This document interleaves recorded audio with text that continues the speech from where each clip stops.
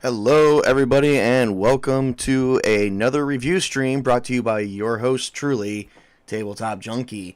And welcome to the year 2024, everyone. This is the first review of the year, and it's Tabletop Review number 94.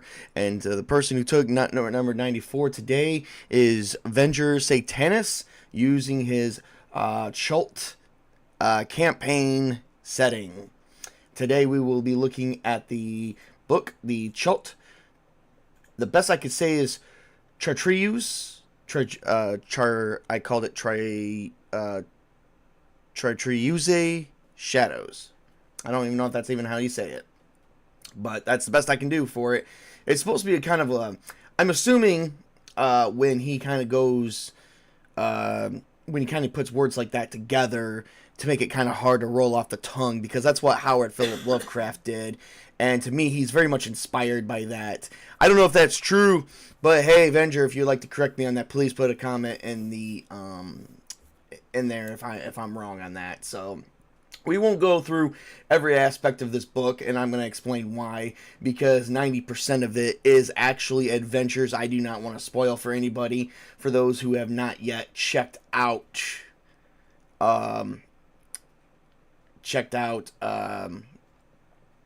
CHAALT before. So I definitely do not want to go through any form of spoilers.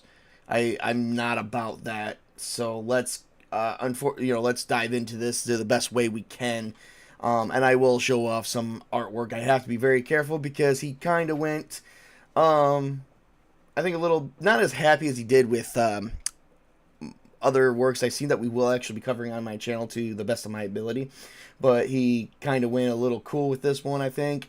This is not for the faint of heart, unfortunately. This is exactly the way it is. No, I do not see him as a toxic GM. I just see him as a GM, a generation of game masters that actually thought this was cool at one point in time. Not for any other reason other than, hey, it's cool. Like, I'm sorry, there are things that was actually popular back in the day, such as the 70s and the 80s, that nowadays we think is, oh, holy crap, this is terrible. But, I still see people actually still be fans of that today, even younger generations, so I don't really want to hear it. I call that hypocrisy, and we will not go into that on this channel, but I will say this is not for the faint of heart of gamers. This is for hardened gamers who just want to sit down, have fun, don't give a shit about the status quo or what they feel the status quo should be. This is about, having fun and what we think having fun is, but, well, and just because we think having fun might view you as one way does not mean that's how everyone views it. I have already spoken. Oh boy, forgive me.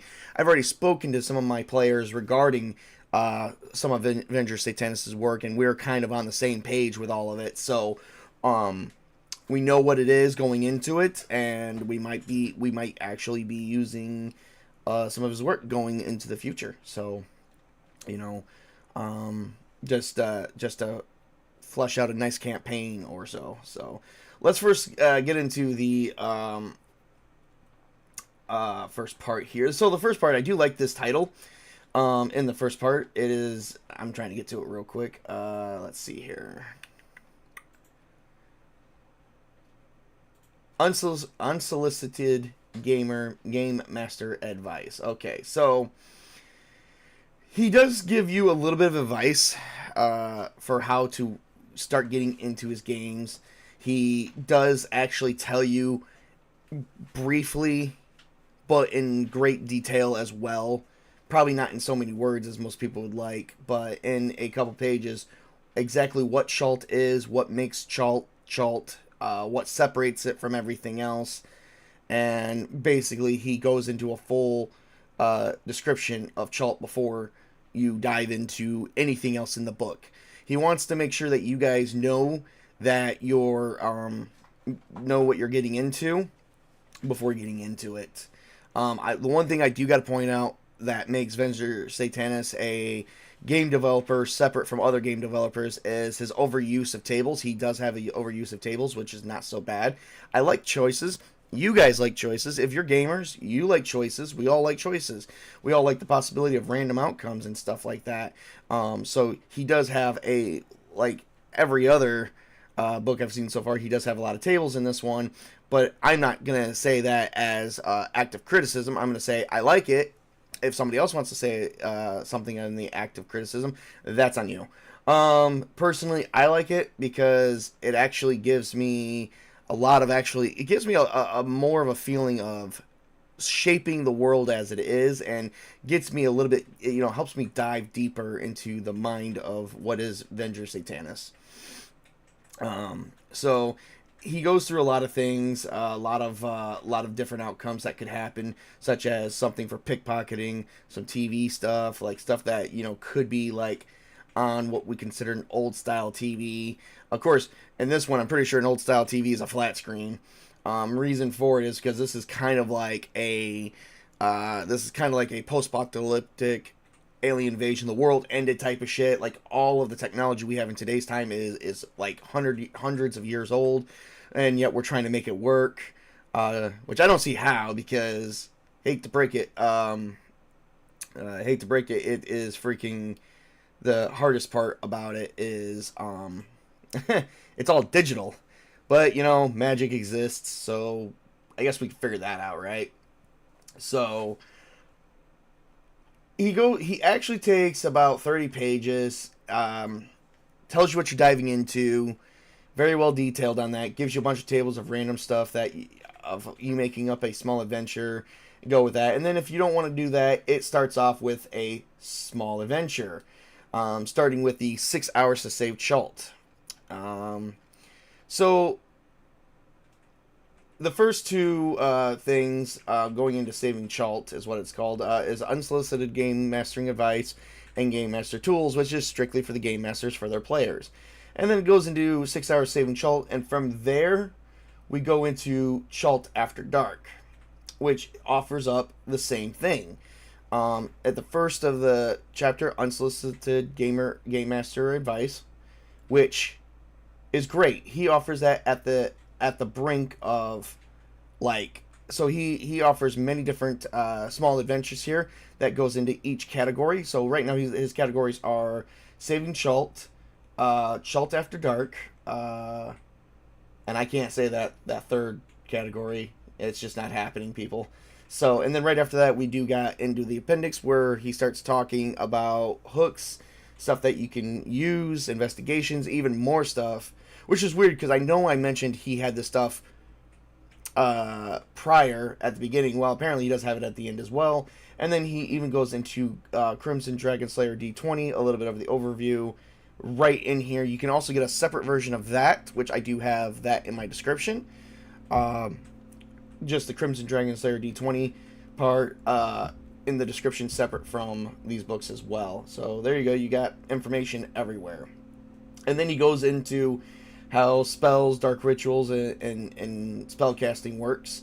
And then he talks about the Crimson Escalation, which I did look at that. The Crimson Escalation is like each round that you guys have, it's like it escalates and makes it easier to get a critical. Like on round 1, you can only roll a 20. Round 2, it's 19 to 20. Round 3, and then it goes all the way to 11. Where round 11, it is like 10 to 20.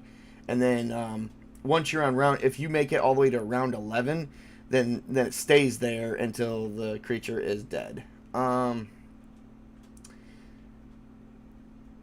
So yeah, not so bad. And then we have the 10 Commandments of Immersion, which we won't talk about that. You guys are going to have to go in and look at that.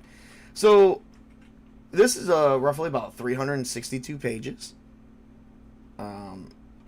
That is also including a title page, or 360, I will say, including a title page and an ending page, as well as much. So you got like little over 350. You got about 358 pages worth of good information, solid information. We're going to show off some of the art here real quick. That is the wrong art. Where's my screen share? There we go.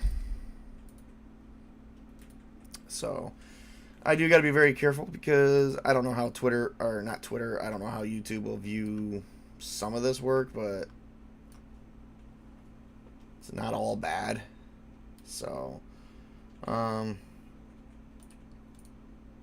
we go. So just a little bit there.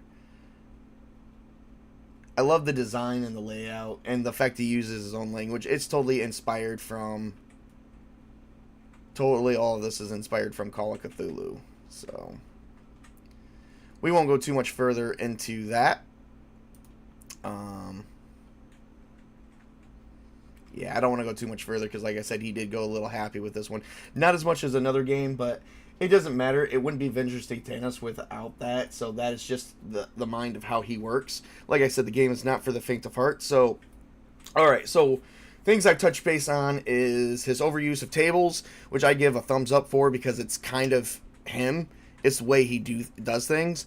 I'm not going to criticize that because that's just who he is.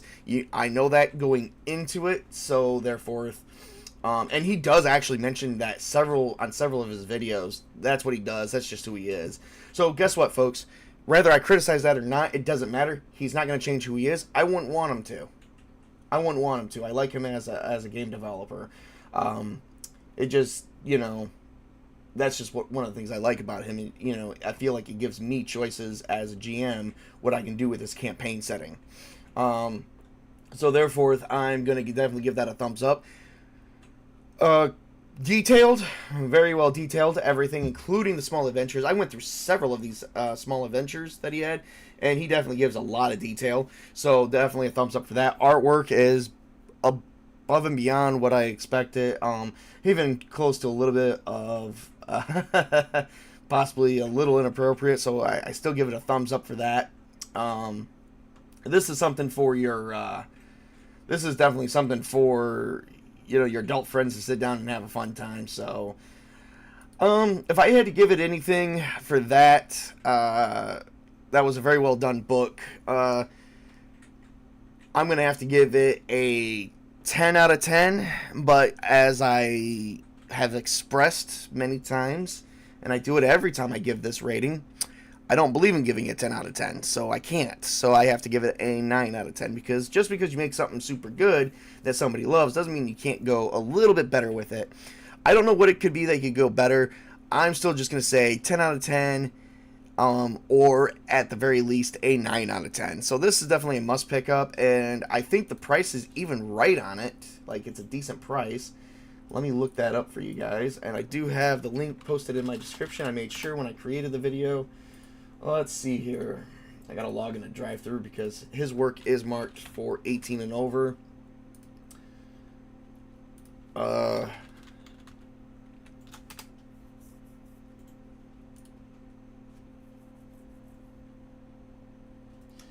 Right now it's going for $15.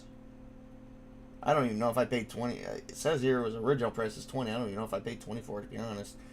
And this book has received a full 17 ratings, full 5 out of 5. So everybody who got it, loved it. So yeah, perfect. It actually received a perfect score, 5 out of 5. So for that, I mean, if I had to, absolutely had to, 9.9. Not a perfect score. Or 9.99. Not a perfect score, so there you go. Regardless of which, it is a good buy, and for $15, you can't go wrong. So, well, that is everything I have for today.